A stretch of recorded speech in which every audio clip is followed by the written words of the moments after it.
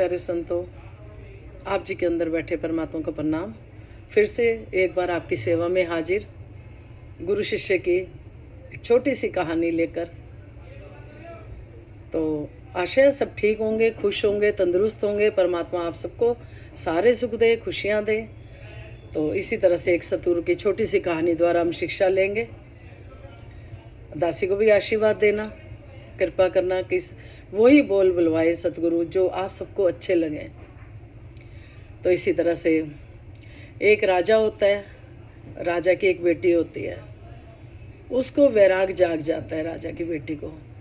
राजा देखता है कि मेरी बेटी बहुत ही साधना करने लग गई है, पूजा पाठ में होती है वो बहुत ज़्यादा। तो उसको एक ऐसा स्थान बना देता है जहाँ पे वो अपना साधना करती है और वैराग्य में इतना हो जाती है, इतना हो जाती है। तो एक दिन की बात है, वो रात को परमात्मा से मन की बातें कर रही थी कि मुझे भी सतगुरु चाहिए।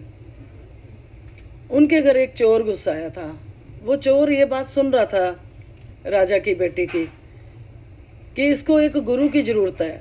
वो चोरी करने आया था लेकिन वो चोरी नहीं कर पाया। जब इसकी बात सुनी राजा की बेटी की कि ये तो गुरु बनाना चाहती है, वो अगले दिन अपने कपड़े बदल के साधु संत वाले वेश में आ गया। जब उसने भिक्षा मांगी तो वो रानी किसी को खाली नहीं जाने देती थी। राजा की बेटी वो खाना लेके आई, पानी लेके आई। तो वो साधु संत महात्मा कहते कि पहले आप बताओ कि आपने गुरु बनाया हुआ है, तब मैं आपके हाथ का पानी पीऊँगा, तब मैं खाना खाऊँगा। वो रोने लग गई कि नहीं, मैं तो खुद ढूंढ रही हूँ, आप ही मेरे गुरु बन जाओ। तो वो कहता है ठीक है, अगर मेरे को गुरु बनाना है तो फिर जंगल में जाना पड़ेगा, वहाँ पर परमात्मा से मिलवाऊंगा। वो कहती है ठीक है। कहते सारे जेवर गठरी सारी बांध लो। वो राजा की बेटी ने सब कुछ बांध लिया और जंगल में उसके साथ चली गई। आगे गई, वो साधु तो था नहीं, चोर था। उसने क्या करा, राजा की बेटी को एक पेड़ से बांध दिया और कहा कि जब तक मैं ना आऊँ तो ये खुलवाना नहीं है, मैं बस 3 दिन में आ जाऊँगा। और सारी जेवर की गठरी भी उसकी ले जाता है। तो वो खुश कि गुरु है मेरे, कोई भेद होगा इसमें, मेरे को बांध रहे हैं। वो चला जाता है। अब जब राजा अपनी बेटी को ढूंढता है तो ढूंढते ढूंढते पहुंचता है, वो एक पेड़ से बंधी हुई है। तो सेना से कहता है कि खोलो मेरी बेटी को। तो बेटी कहती है कि नहीं, मेरे तो गुरुजी ही खोलेंगे आके। वो कहते कौन से गुरुजी? कह रहे जो मेरे को बांध के गए हैं, वो मेरे को बोल के गए हैं कि मैं 3 दिन में आऊँगा, तब आना, तब मैं ही खोलूँगा, इसलिए मैं किसी से नहीं खुलवाऊँगी। अब बड़ी मतलब सोच की बात।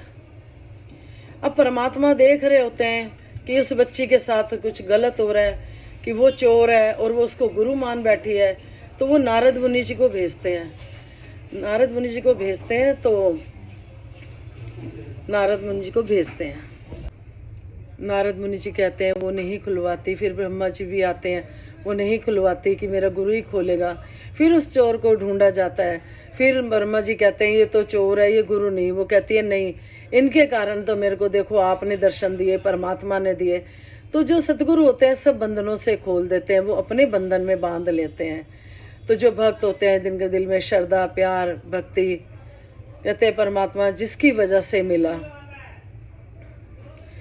परमात्मा कृपा करे कि हम सभी के दिलों में भी इसी तरह से सच्ची भक्ति हो, जिससे परमात्मा भी प्रकट हो गए।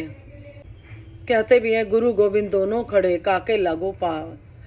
तो कहने का मतलब यह है कि सतगुरु मिलते हैं जब, तो जो मिलवाता है हमें परमात्मा से, वो सतगुरु ही होता है।